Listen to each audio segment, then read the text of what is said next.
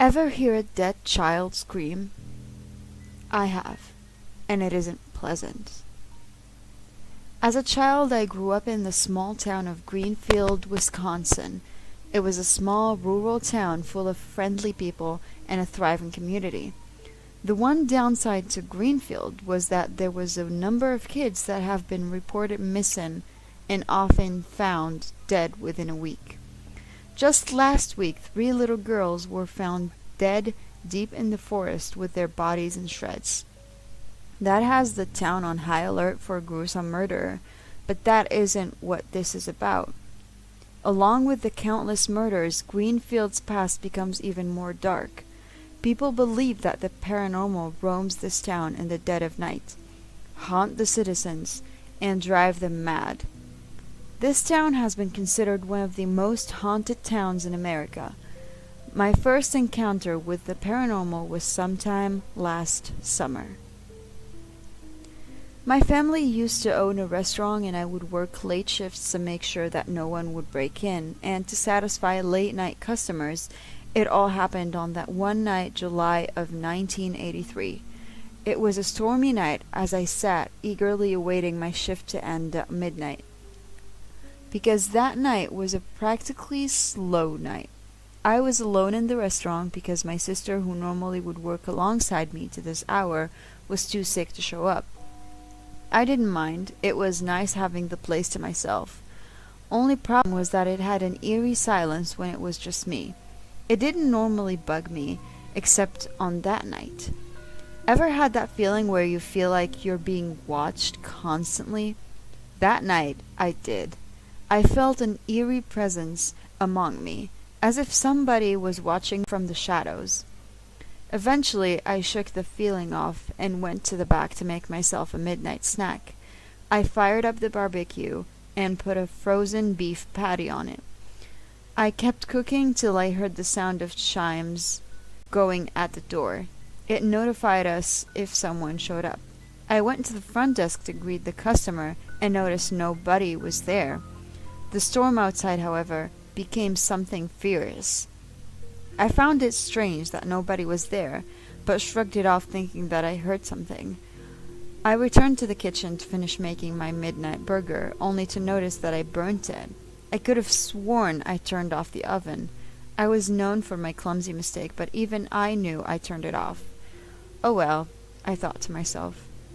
After a while, my body ordered me to the washroom to briefly urinate. Like usual, there was no customers, so I decided to make a quick trip.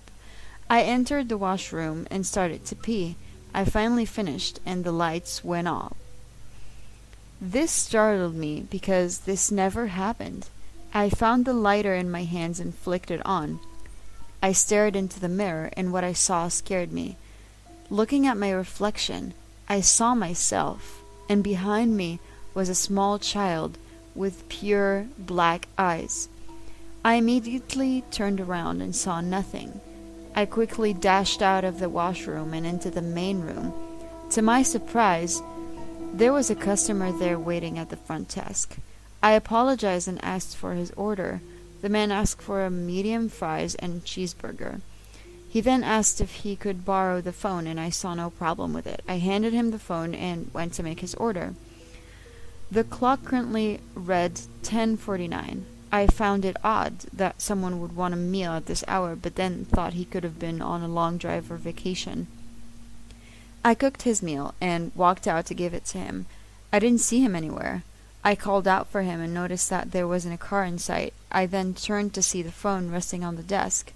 It started ringing. I wondered who could call at this hour and finally answered.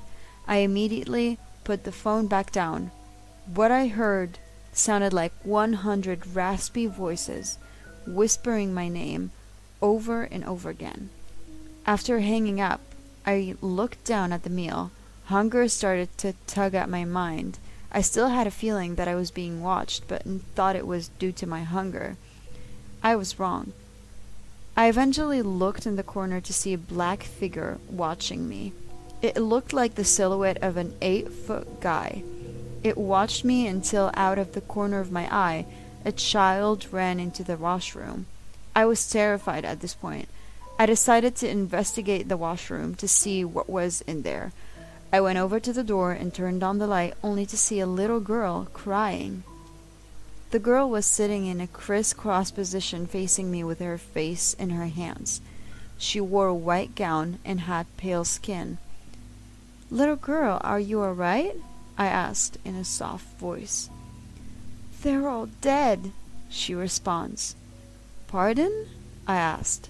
"Their corpses on beneath that well will suffer for eternity in a wretched hell," she recited multiple times. Suddenly, the girl lifted her face up, still reciting her poem, revealing two pure black eyes. She started to smile and multiple brown rotten fangs appeared. She started giggling a tiny bit until it blew into a cackle. "They're all dead!" she screamed as her head tilted sideways and tears of blood fell from her eyes. At that moment, a clawed hand covered my mouth, muffling my screams. I felt 4 claws run down my back, cutting me deep. Tears clouded my vision as my life flashed before my eyes. Finally, I slipped away from consciousness. I woke after what seemed like an endless night finally came to an end.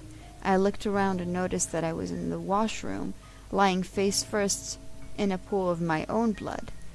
I tried to get up, but was ravished by sharp pains all over my body. I coughed up more blood, adding to the pool. After what seemed like an eternity of attempts to rise to my feet, I gave up and dragged my body to a nearby wall. I sat up against the wall with my agonizing pain. As I sat there, I started noticing details that I missed when I was lying in the blood. All the bathroom stalls were open, each covered in red stains. The mirrors were all shattered, and the sinks were rusted significantly since the previous night. The lights flickered syncopation with my own heartbeat. I looked down at my arm only to see scratch marks covering the entire length of my arms and legs. My chest was all clawed up and my clothes were stained red with blood. Suddenly, I heard a banging on my door, a hard pound of someone or something on the other side. It grew louder and louder until I heard a familiar voice. My dad. He was on the other side of that door trying to get in as if it were locked. I tried calling for him, but immediately choked on my own blood. Finally, the door burst open and I passed out. I awoke in a hospital bed with my family by my side. I never thought I would see them again. I tried to shoot out of bed but was immediately crippled by agonizing pain. They told me that I was in a coma for approximately 6 weeks. They told me about how they found the place in ruins, table flipped, food everywhere, and they found a white gown. They wanted to know what happened, but I decided to wait for that. I didn't think they would believe in ghosts. So ever since that fateful night, I've never worked a single night shift. Since that night, I have constant recurring nightmares of the events that took place. I still occasionally see them, the black-eyed kids. They haven't left. They're just waiting for the next time I'm alone and vulnerable. So if you're reading this, Mom and Dad, just know that I will forever love you too for giving me a life so great. I just was unlucky. As I write this, I have grown tired of living with the ghosts that forever haunt me. Farewell.